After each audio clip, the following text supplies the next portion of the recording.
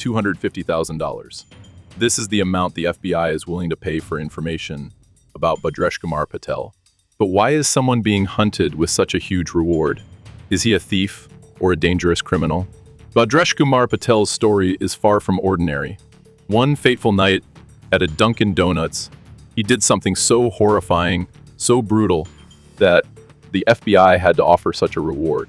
And then he vanished like a ghost. So what did he do that made the entire United States frantically search for him?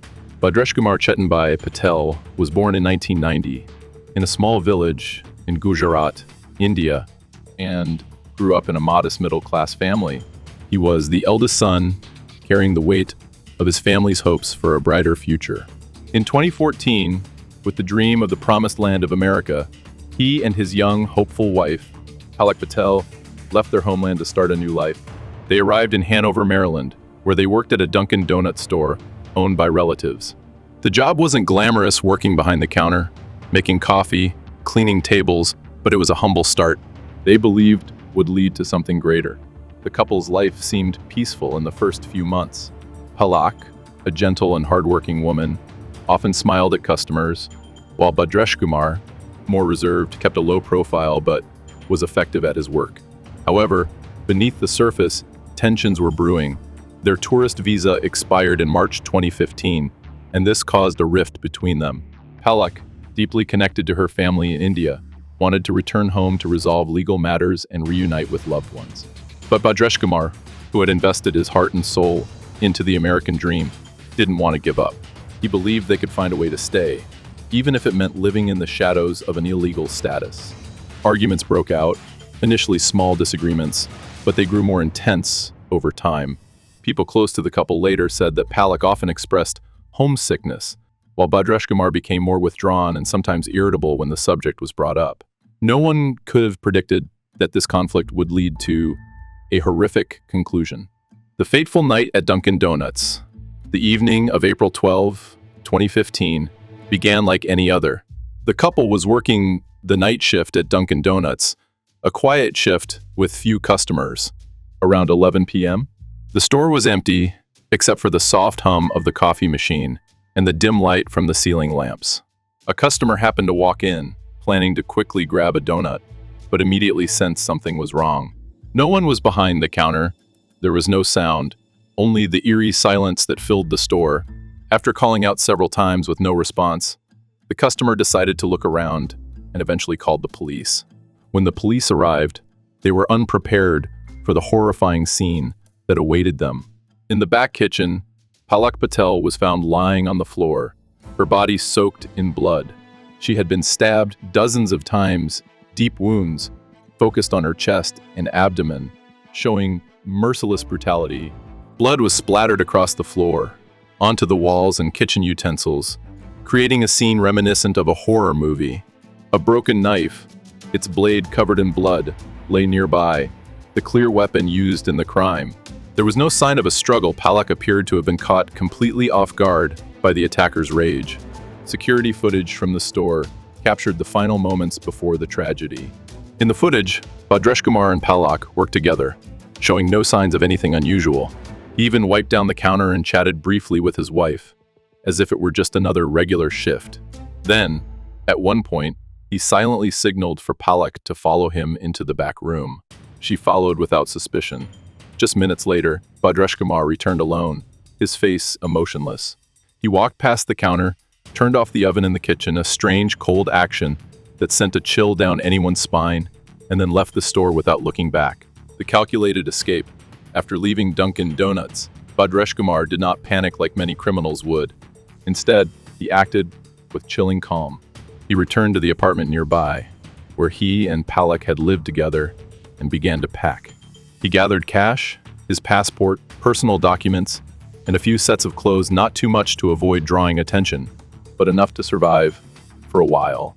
A neighbor later testified to the police that they saw him leave the apartment around 2 a.m., April 13, carrying a small backpack and moving with no sense of urgency.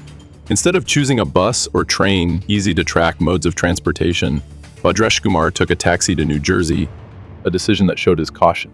His destination was a hotel near Newark Airport, where he arrived around 3 a.m. Hotel staff later recalled him as a quiet guest who paid in cash and requested nothing but a room for the night.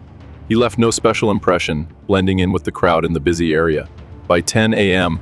the same day, Bhadreshkumar checked out of the hotel and was last seen entering Penn Station in New York, a bustling transportation hub with thousands of people passing through each hour. Here, he vanished like a ghost, leaving no trace for the police to follow.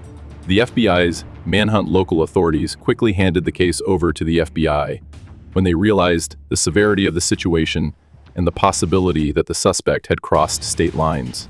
The FBI began a large-scale investigation, interviewing hotel staff, taxi drivers, and anyone who may have had contact with Bhadreshkumar in the hours following the crime. They checked traffic cameras, credit card data, and passenger records on flights, but found nothing. His disappearance seemed to have been planned ahead of time, with such precision that investigators were left stunned.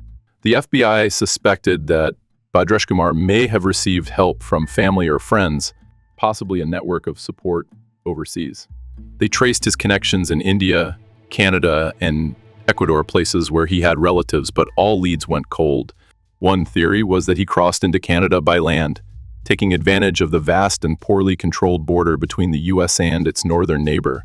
Another theory suggested that he boarded a train or cargo ship to completely leave North America. In the years that followed, the FBI expanded their search.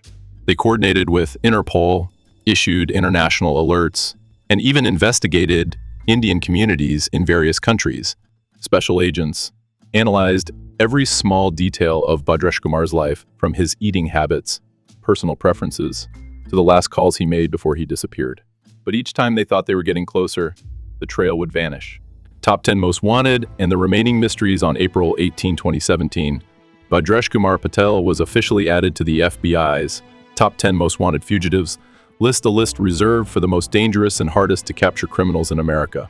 A $250,000 reward was offered, a sum reflecting the desperation of the investigation to find him. But nearly a decade has passed, and he remains a ghost, leaving no trace behind. Investigators have proposed several theories about where he may be hiding. Some believe he is living under a false identity in a small town in America, staying out of the spotlight. Others think he may have returned to India, hiding among millions of people in Gujarat or a large city like Mumbai.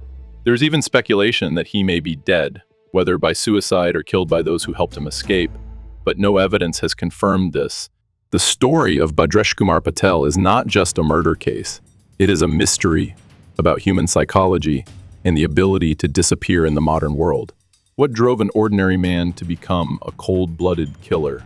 Was it a sudden outburst of pressure or a plan he had long been plotting? And most importantly, how was he able to outsmart one of the best investigative agencies in the world? My thoughts. This case is truly chilling due to Bhadreshkumar's ruthlessness and calculation. His calmness after committing the crime, turning off the oven, packing up his things, choosing a taxi instead of public transport shows a mind that was not only cold, but also extremely alert. I think he might still be living somewhere, perhaps under a new name, taking advantage of support from family or friends to avoid being caught. However, there is also the possibility that he has left this life without anyone knowing, leaving this mystery unsolved forever. What do you think about this case? Which theory do you lean toward? He's hiding or he's disappeared forever? If you have any information, don't hesitate to contact the FBI. The $250,000 reward is still waiting.